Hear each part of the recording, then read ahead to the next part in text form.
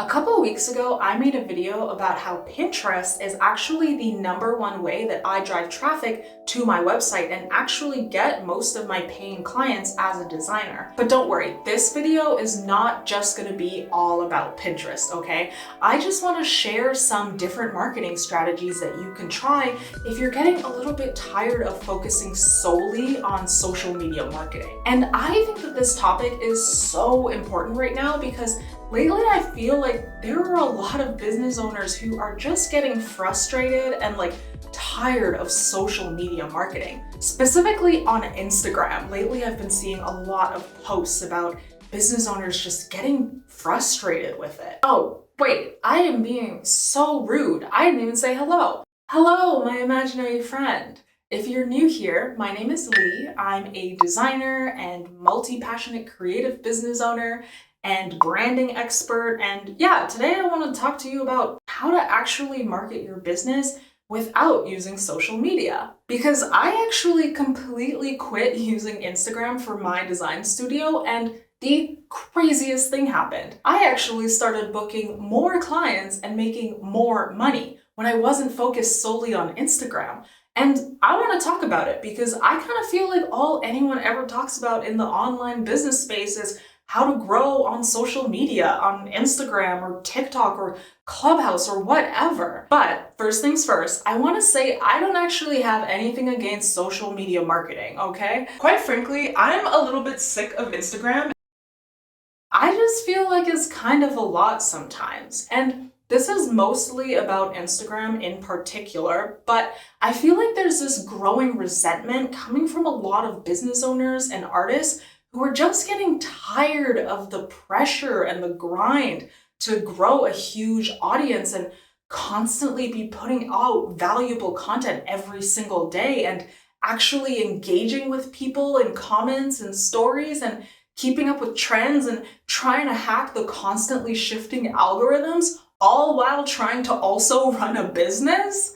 I will sometimes come across these Instagram growth content creator expert guru type accounts. You know what I'm talking about, right? And the output that those types of accounts often recommend is actually wild to me.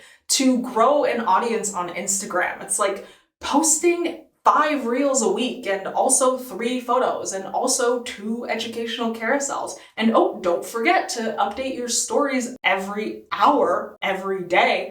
And did you think that you were done? Oh no, you also need to manually find 30 new people every day in your target audience and actually comment on their posts every single day. And oh, don't forget all that content that you're mass producing on a consistent basis also has to be actually good and creative and compelling. Yeah, rewind back to 20 seconds ago when I said it's just kind of a lot sometimes, especially if you're also trying to run a business. Don't take this the wrong way. I'm not throwing shade to those types of content creators at all.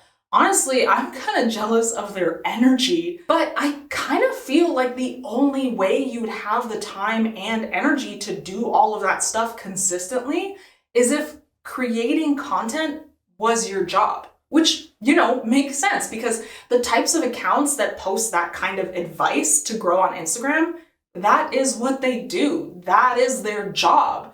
They're full-time content creators and social media managers and marketing agencies. And I don't know how to articulate how I feel about this exactly, but I just find that kind of interesting. But if you have a business that is not all about growing on social media, if you're a shop owner or a ceramics artist or a clothing designer or life coach or whatever, does it actually make sense to be spending 80% of your work week just on social media marketing? It just makes me wonder why prioritizing social media marketing for entrepreneurs and small business owners is so normalized as the only way to grow your business. When in actuality, there are other ways to market your business that have nothing to do with social media. And honestly, I kind of get it. The idea of growing an audience on social media, it's so appealing as a business owner because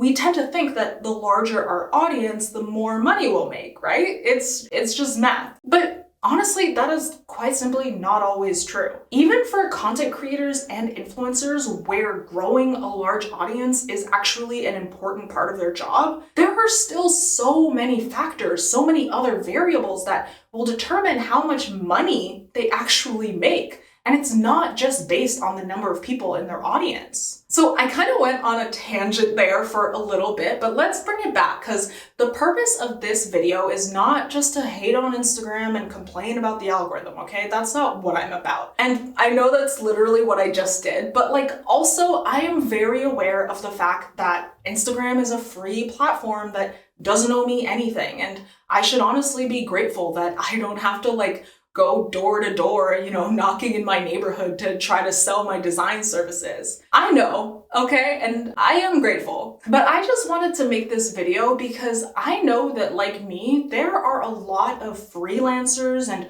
entrepreneurs out there that are just feeling like the effort that they put into social media is not actually benefiting them in the way that they would like. And I just want to offer a friendly reminder that social media is not the only way to market your business. I just want you to remember the fact that millions of businesses existed and succeeded before Instagram or TikTok were even a thing. And also, just want to point out that there are still millions of businesses all over the world that are thriving today, right now, without using Instagram or TikTok at all. So it's possible, okay? And I'm not even trying to say that you shouldn't use social media to market your business, okay? I'll be real. I am currently trying to grow my Instagram. I have a new account, so, please follow me. And also, YouTube is kind of social media, and I'm trying to grow my audience on here too. Please subscribe. So yeah, it would be hypocritical of me to say don't use social media to market your business. And that's not what I'm saying. But for me personally, I'm just not putting all my marketing strategy and effort solely into Instagram anymore. It's not my top priority. Because like I alluded to earlier, I previously got so burnt out and frustrated with Instagram that I just randomly decided to quit one day. I stopped using it completely for a few months, and instead I put my efforts elsewhere, and the result was that I actually received more inquiries to my business, and I actually booked more clients, and I made more money. I honestly wasn't expecting that at all, but that is what happened. And I think one of the most important things that experience made me realize is that having a large audience on social media is not even really the most important thing when it comes to actually making money in your business, which is the goal, right?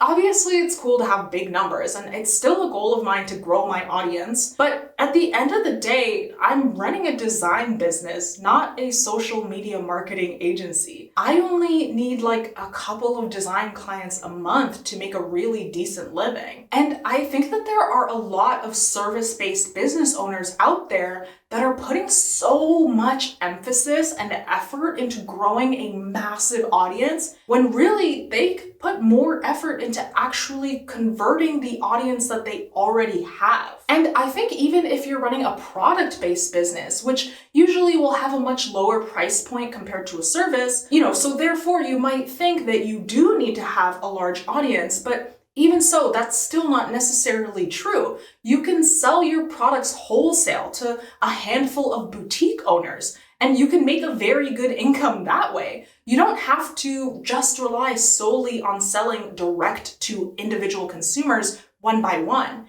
And even if you don't do wholesale, there are still other marketing strategies to reach your individual consumers besides just social media. I feel like even if you love Instagram, it's still a really good idea to diversify your marketing strategy.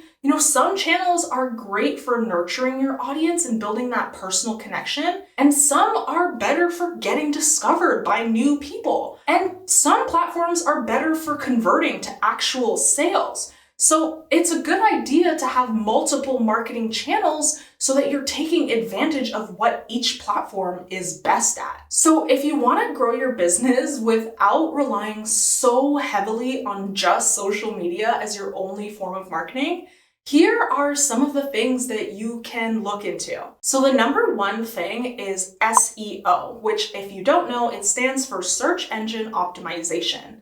This is when you try to rank well for certain search terms so that people can find your business when they're actually searching for things on, search engine platforms. I think most people think of Google right away when it comes to SEO, which is valid. Like, that makes sense. It is literally the number one search engine in the entire world.